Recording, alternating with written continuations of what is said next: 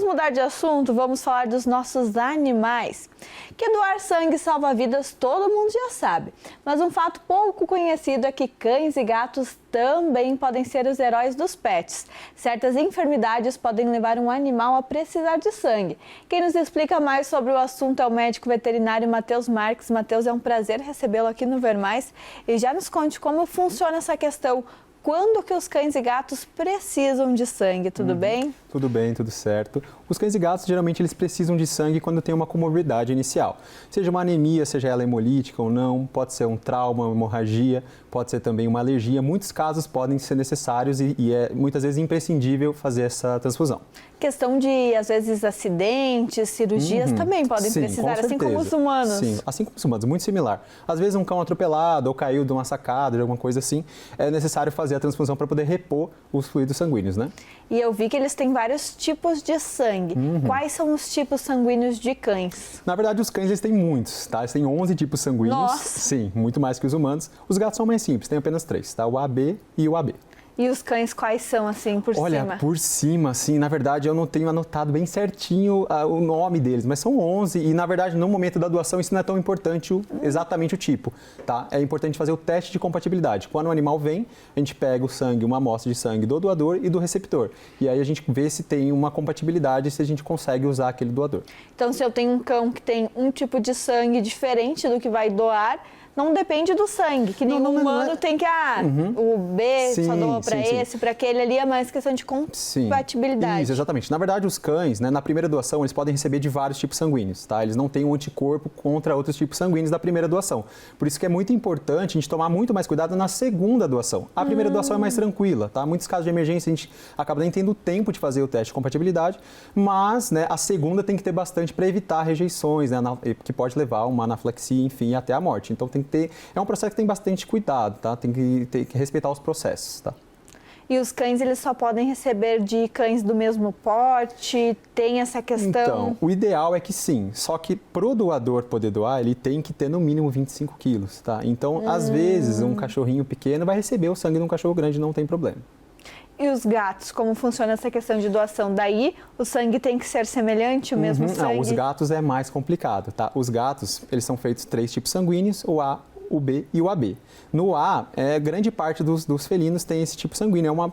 Se você tem um vira-latinho, um gatinho, né, de rua, geralmente ele é sangue A. O sangue B são raças puras, persas, enfim, Maine Coons, outras raças mais puras, mesmo de linhagens mais próximas. E o AB é muito raro, então é muito difícil a gente ter um sangue AB. Então, geralmente, um gato A vai receber de outro gato A, o gato B também vai receber de outro gato B, e o AB só recebe do AB.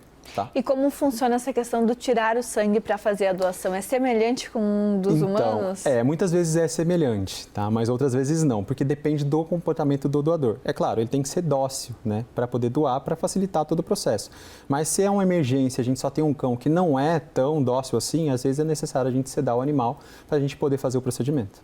E quem recebe, como funciona isso? Então, geralmente quem recebe tá ali quietinho na baiazinha dele lá esperando. Esperando acontecer alguma coisa. Exatamente. E aí a gente simplesmente acessa o animal e aí coloca numa bolsa e vai como se estivesse tomando um sorinho. E tem riscos em fazer essa transfusão de sangue? Tem riscos, tá? A gente tem que lembrar que toda intervenção clínico-cirúrgica ela possui riscos, principalmente se o animal for precisar ser sedado. Se o animal é muito dócil, não tem necessidade, os riscos são mínimos, tá? Os riscos são todos calculados, porque a quantidade de sangue que a gente retira é de acordo com o peso do animal. A gente não vai tirar uma quantidade do sangue para debilitar ele, tá? Então a gente tira de acordo com o peso dele e a gente faz o procedimento da forma mais segura possível. Mas se for precisar sedar, aí sim, se torna um risco um pouco maior, mas esses riscos têm que ser avaliados. E você comentou, Matheus, que os cães têm que ter no mínimo 25 quilos. Quais são os outros pré-requisitos para ser doador de sangue, tanto para gatos quanto para cães? Tá. Para cães, eles têm que ter no mínimo 25 quilos, tem entre 1 e 7 anos de idade, serem saudáveis e principalmente dóceis. Isso ajuda muito na hora de a gente conseguir tirar o sangue. E os gatos? Os gatos têm que ter em média 4 quilos, não podem ser obesos, tá? Não podem ter livre acesso à rua para evitar doenças infecto-contagiosas, tem que ser testados para FIV e FeLV, tá? E dóceis também já ajuda muito, porque gatinho é difícil manipular. E eles podem fazer essa doação de sangue quantas vezes ao ano? A gente sabe que os humanos é a cada 6 meses, mas e eles, os gatos, cães, tem uma diferença? Tem uma diferença sim. Os cães e gatos, geralmente, para a gente recuperar o pet doador, a gente tem que fazer em um intervalo de no mínimo 3 meses para poder se recuperar. E quais são os cuidados antes de doar? Eu sei que o meu pet aí vai ser doador para outro pet. O que eu preciso cuidar antes de levar ele para fazer essa doação de sangue? Anteriormente se fazia muito jejum, enfim, porque acreditava-se que tinha uma necessidade. Hoje em dia a gente vê que não é necessário fazer o jejum. É legal fazer o jejum? Sim, porque às vezes, como eu disse antes, é necessário sedar. E aí isso tudo pode ser facilitador para a gente fazer o processo. Tá? Então, assim, se não é necessário sedar, muitas vezes não precisa fazer uma preparação. Leva o pet ali bem tranquilo, comeu de manhã, à tarde a gente faz a doação, não tem problema. Agora, se é um pet que você sabe que ele vai ser necessário ele sedar, um cachorro que tem difícil manipulação, um gato que é difícil de lidar, aí sim, deixa ele em jejum para a gente poder fazer sedação. E depois que fez a doação, a gente sabe que nós humanos precisamos nos alimentar bem depois. Os animais também têm esses cuidados, não pegar sol? Com certeza. Na verdade, assim, o cãozinho e o gatinho, geralmente depois desse procedimento, é um procedimento que é estressante, né? Então a gente tem que principalmente deixar eles bem quietinhos, em repouso, tá? Alimentar, se possível, alimentação pastosa para fácil digestão, né? Para eles comerem, se nutrirem rapidamente e manter principalmente o repouso.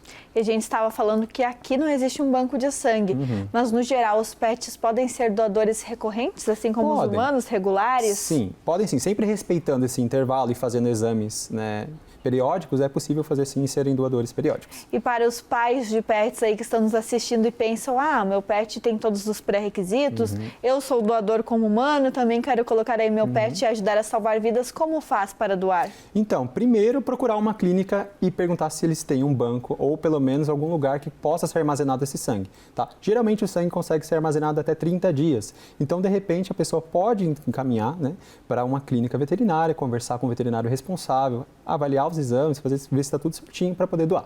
E por aqui não tem daí um banco de sangue? Aqui, pelo que eu sei, né, pelo menos aqui na cidade de Chapecó, não tem um órgão público, por exemplo, que oferece esse serviço.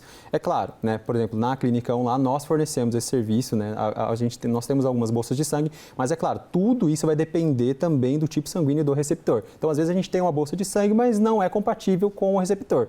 Tá? Então, é por isso que é muito importante as pessoas doarem, levarem os animais para qualquer clínica que seja, na verdade, porque isso é quase saúde pública, dá para dizer assim, para poder doar e ter a maior disponibilidade possível. Assim como é importante nós humanos fazer a nossa parte, doar sangue, os pets também precisam. Matheus, muito obrigada. Muito obrigado, eu que agradeço.